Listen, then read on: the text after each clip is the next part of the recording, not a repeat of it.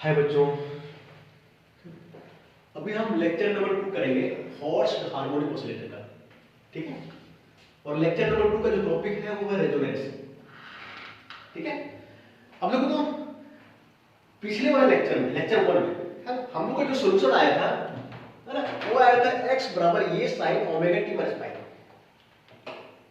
है ना। और हम लोग कैलकुलेट किए थे ये बराबर f naught root under omega not square minus omega square का स्क्वायर, है ना, plus 4 beta square omega square, है ना। हम ये कैलकुलेट किए थे। फाई का भी वैल्यू कैलकुलेट किए थे, है ना। अब देखो तो रेजोनेंस में ना हमको ये से काम है, इसलिए हम ये का वैल्यू यहां पे लिख दिए। ठीक है, अब देखो तो रेजोनेंस होता क्या है, पहले समझ लो। रेजोनेंस का मतलब होता है किसी खास कंडीशन में किसी क्वांटिटी का मैक्सिमम हो जाना। समझ गए? एक खास कंडीशन में किसी क्वांटिटी का मैक्सिमम हो जाना, दैट इज कॉल्ड रेजोनेंस, है ना। अब देखो ये पेंडुलम है ना, पेंडुलम क्या करता है, वाइब्रेट करता है ना। तो ऐसा देखा गया है किसी खास फ्रीक्वेंसी पे, है ना, किसी खास, देखो इसमें दो टाइप का फ्रीक्वेंसी है। फोर्स्ड हार्मोनिक ऑसिलेटर में दो टाइप का है, एक इसका खुद का फ्रीक्वेंसी है जिसको बोलते हैं नेचुरल फ्रीक्वेंसी, और एक फ्रीक्वेंसी जो हम बाहर से अप्लाई कर रहे हैं, है ना। तो जो फ्रीक्वेंसी ऑफ ड्राइविंग फोर्स होता है ना, ये किसी खास फ्रीक्वेंसी पे, है ना, जो कि हम अप्लाई करते हैं, उस समय इसका एम्पलीट्यूड जो होता है काफी अधिक हो जाता है ना। तो उस समय ये बोलते हैं कि ये जो सिंपल पेंडुलम है वो रेजोनेंस कंडीशन को प्राप्त किया है। अब तो हम ये बोलेंगे कि resonance takes place at that time, है ना। ठीक है, इसको हम लिखते हैं इसलिए देखो देखो इसका डिफिनेशन लिखना हो, रेजोनेंस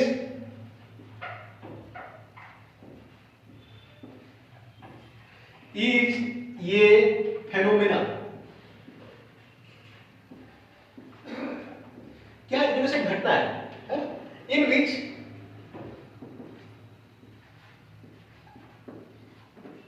इसमें एम्पलीट्यूड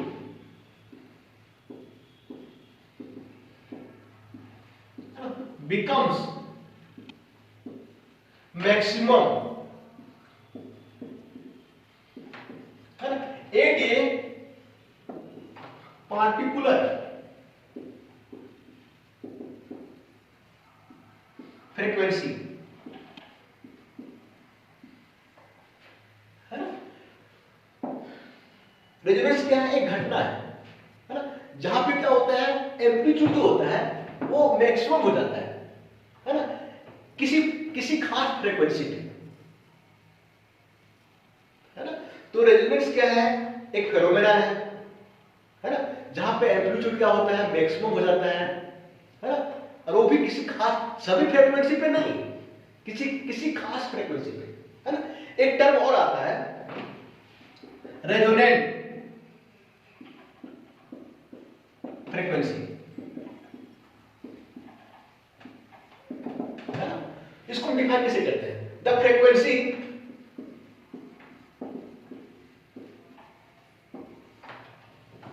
एट विच, है ना, एम्पलीट्यूड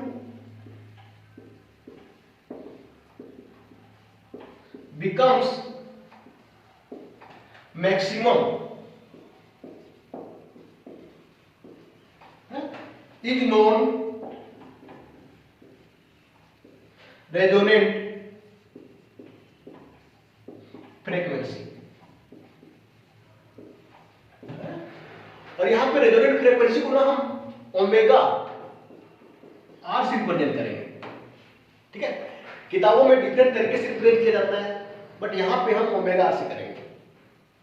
ठीक है, तो जिस फ्रीक्वेंसी पे एम्पलीट्यूड मैक्सिमम हो जाता है उस फ्रीक्वेंसी को बोलते हैं हम रेजोनेंट फ्रीक्वेंसी। ओके बच्चों, चलो आगे बढ़ते हैं। ठीक है, अब ओमेगा आर का हम वैल्यू निकालते हैं, इसको निकाल लेते हैं। ठीक है,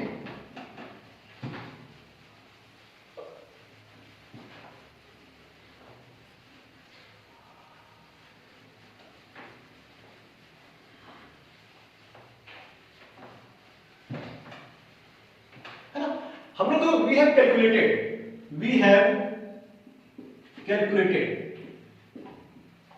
हम लोग कैलकुलेट कर चुके हैं। ये का वैल्यू कितना आया था, ध्यान है, ये का वैल्यू आया था, ये मेरा क्या एम्पलीट्यूड है ना, आया था एफ नॉट बटे root under omega not square minus omega square का whole square plus 4 beta square और ओमेगा स्क्वायर,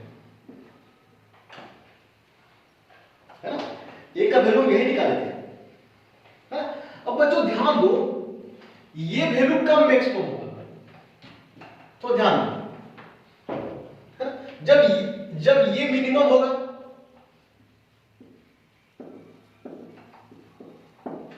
है ना। कहने का मतलब है, देखो तो अगर मैं यहां पे कोई भी क्वांटिटी है, क्वांटिटी कुछ एग्जांपल के तौर पे लेते हैं, जैसे मान लो कि यहां पे मास है, मास बराबर है, हम लिखे हैं 4 बटे समथिंग, कुछ भी खाली खाली छोड़ दिए, ठीक है, केजी, है ना। अब देखो तो ये मैक्सिमम कब होगा, है ना, जब यहां पे मिनिमम होगा। मान लो कि आप 4 पुट करते हैं, है ना, तो 4 बटे 4 कितना 1 हो जाएगा, 1 केजी, है ना। उससे हम कम पुट करते हैं, मान लो 1 पुट करते हैं, तो 4 बटे 1 कितना 4 केजी। तो ये मैक्सिमम कब होगा, जब हम 1 पुट किए, है ना, है ना। तो यहां पे जितना कम होगा उतना ये मैक्सिमम होगा, है ना। और यहां पे कितना कम हो सकता है, यहां पे हम 0 पुट कर सकते हैं, है ना। तो समथिंग पर 0 क्या होता है, इनफाइनाइट, है ना।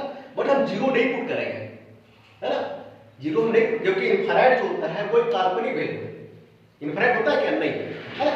तो सेम वे से यहां ध्यान दो, थोड़ा सा यहां पे ध्यान दो कि एम्पलीट्यूड जो है वो मैक्सिमम कब होगा, जब ये मेरा मिनिमम होगा, है ना। मिनिमम से डिवाइड करेंगे तो मेरा क्या होगा, ये मैक्सिमम होगा, है ना। मतलब बोलने का मतलब है कि इट विल बी, मतलब ये root under omega not square minus omega square का square plus 4 beta square omega square should be minimum, है ना। इसको 0 नहीं कर सकते, 0 करेंगे तो इनफाइनाइट हो जाएगा, है ना। ये का वैल्यू इनफाइनाइट हो जाएगा, इनफाइनाइट होगा तो इनफाइनाइट जो है वो पॉसिबल नहीं है ना, वो काल्पनिक वैल्यू है, ठीक है। तो ये मिनिमम होगा, है ना। अब मिनिमम बोलने का मतलब बहुत छोटा, मतलब मींस ये कांस्टेंट वैल्यू, है ना, बहुत छोटा बट कांस्टेंट वैल्यू, है ना। मतलब ये कांस्टेंट होगा और बहुत मिनिमम होगा। मतलब बोलने का मतलब है, इसको अगर डिफरेंशिएट करेंगे हम, है ना, तो इसका डिफरेंशिएशन जो है वो 0 होगा। क्या होगा, 0 होगा, बस ध्यान देना, ठीक है। मतलब इसका डिफरेंशिएशन 0 है ना। तो एक काम करते हैं, ऊपर मिटाते हैं, ठीक है। मतलब देखो यहां पे क्या है, d, है ना।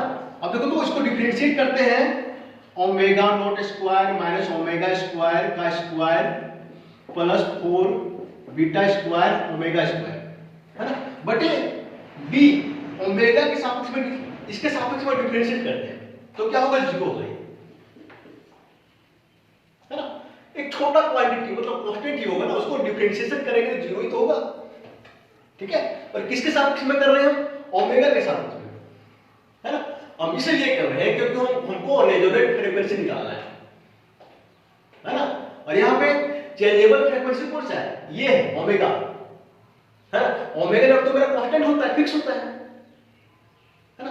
तो जो चेंज करने वाली फ्रीक्वेंसी है ना, मेरा कौन है, ओमेगा, क्लियर। इसीलिए हम ओमेगा से यहाँ पे डिफरेंशिएट कर रहे हैं। चलो डिफरेंशिएट करते हैं ना, चलो।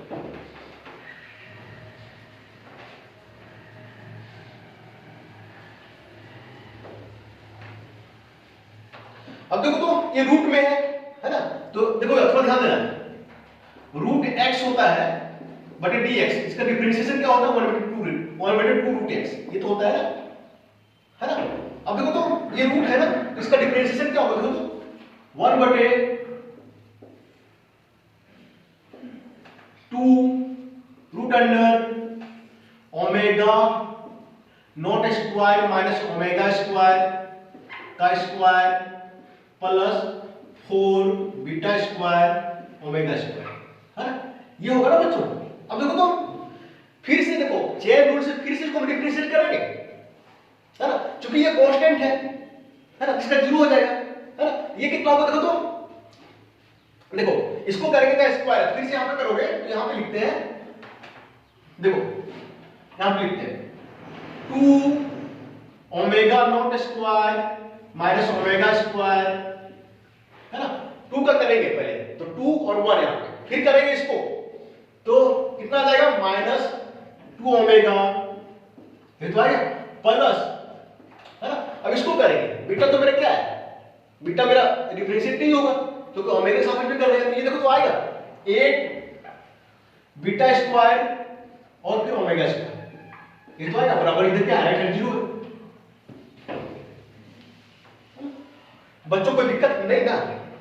चलो अब देखो तो ऊपर सही है, देखो तो है ना, सही है ना, ठीक है। इसका किया है 2, है ना, 1 फिर ये -2 ओमेगा सही है ना।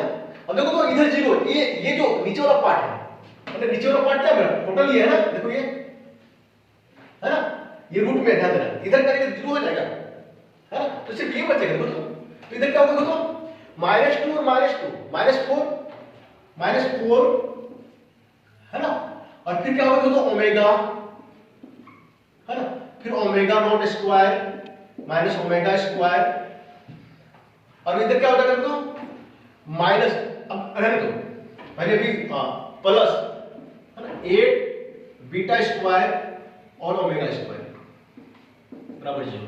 बच्चों ध्यान देना, ये ओमेगा और ओमेगा सेम है, कहीं लिखने में मेरा गड़बड़ होता है, ठीक है, ध्यान रखना, ये और ये सेम है, ठीक है, ये सेम है, ठीक है। अब देखो यहां से मेरा मेन कैलकुलेशन है ओमेगा का वैल्यू निकालना, है ना, क्या निकालना, ओमेगा का वैल्यू निकालना, है ना।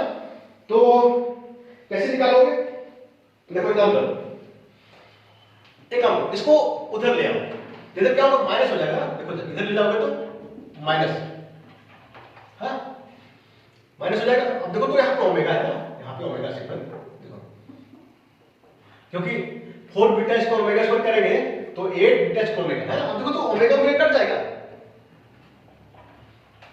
है ना। अब देखो तो ये माइनस माइनस खत्म हो जाएगा, है ना। अब देखो थोड़ा ध्यान दो, 4 दूनी 8 हो जाएगा, तो होगा क्या, omega naught square minus omega square बराबर 2 बीटा स्क्वायर, ये तो होगा, ध्यान देना। अब फिर हमको निकालना है ये ओमेगा, अब देखो तो ओमेगा स्क्वायर बराबर क्या होगा, उसको रीअरेंज करो तो हो जाएगा omega naught square minus 2 beta square होगा, उधर ले जाओ फिर इधर ले जाओ, तो आगे पीछे करो, है ना। अब देखो तो ओमेगा बराबर क्या होगा, रूट अंडर, है ना, omega naught square minus 2 beta square, है ना। अब देखो तो ये मेरा क्या है, वो फ्रीक्वेंसी है जिस पर एम्पलीट्यूड मैक्सिमम हो रहा है ना, और इस फ्रीक्वेंसी को बोलेंगे रेजोनेंट फ्रीक्वेंसी, आर से रिप्रेजेंट करो इसको, इट इज रेजोनेंट फ्रीक्वेंसी, ठीक है। अब बच्चों ध्यान देना, ये काफी इंपॉर्टेंट है, इसको मन मान लो, इंपॉर्टेंट है, इस पर ना क्वेश्चन पूछता है, ठीक है। ओमेगा नॉट दे देता है ना, बीटा दे देता है और रेजोनेंट फ्रीक्वेंसी का वैल्यू पूछ लेता है ना। ये वो फ्रीक्वेंसी है जिस पर एम्पलीट्यूड मैक्सिमम होगा, ठीक है। अब देखो तो एम्पलीट्यूड तो मैक्सिमम होगा, बट कितना मैक्सिमम होगा, कितना होगा एम्पलीट्यूड मैक्सिमम एम्पलीट्यूड का वैल्यू कितना होगा वो निकालना है ना। अब देखो तो थोड़ा ध्यान देना,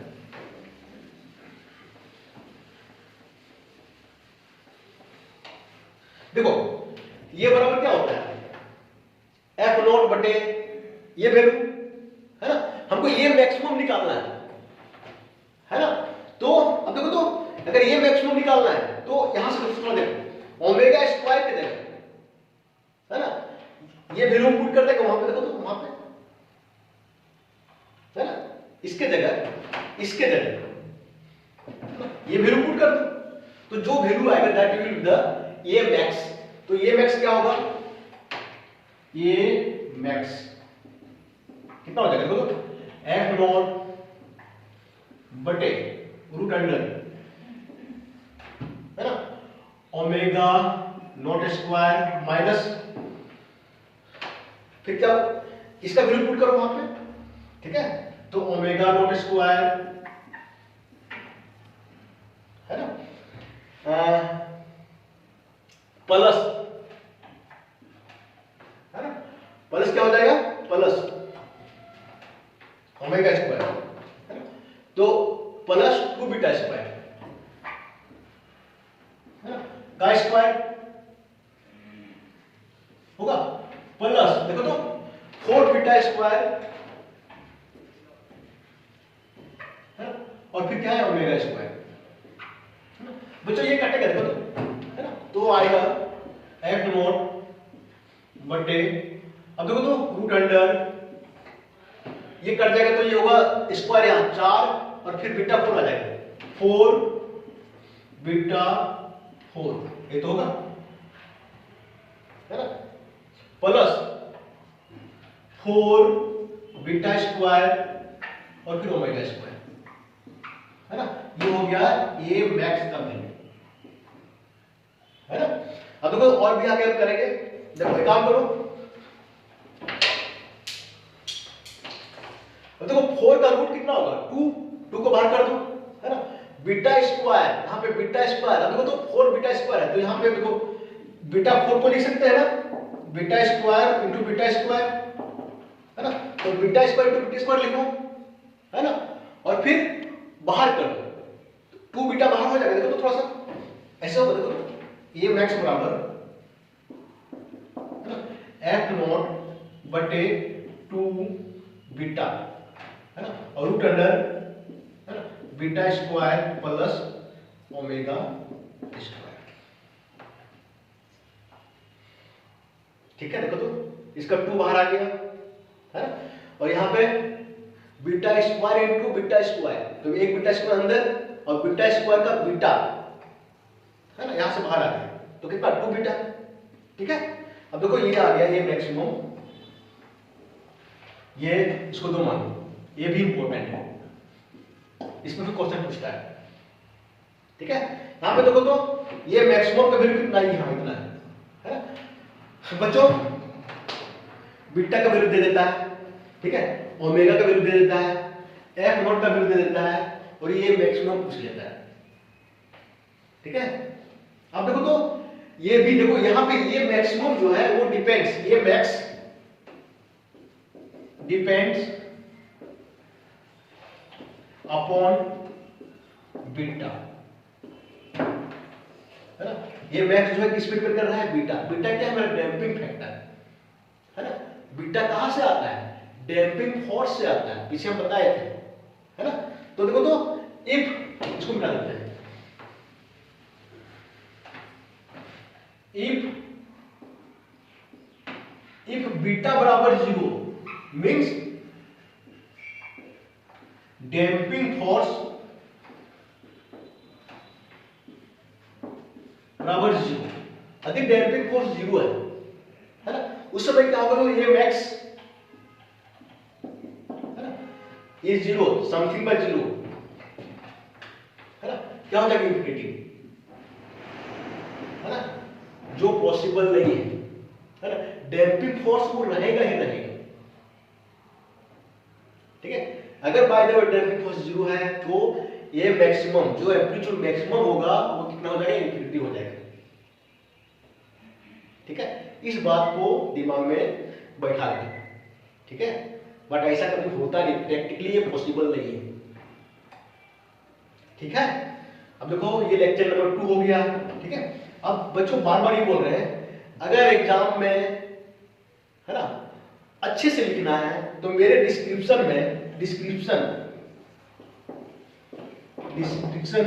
बॉक्स में, है ना, नोट्स पड़ा हुआ है, नोट्स डाल दिए हैं, वहां से नोट्स को डाउनलोड करो और वहां से बस उसी चीज को हम एक्सप्लेन किए यहाँ पे, है ना। जस्ट A to Z अगर उसे लिखते हो ना तो एक भी नंबर नहीं कटेगा। मतलब 100 में 90% नंबर जो है, मतलब 100 का 100 तो आइडियल केस है, 100 में 90% नंबर आना ही आना है, ठीक है। Thank you. लेक्चर नंबर 2 है, अभी लेक्चर नंबर 3 लेक्चर नंबर 4 जो है हॉर्स हार्मोनिक ऑसिलेटर का आना बाकी है। चलो थैंक यू।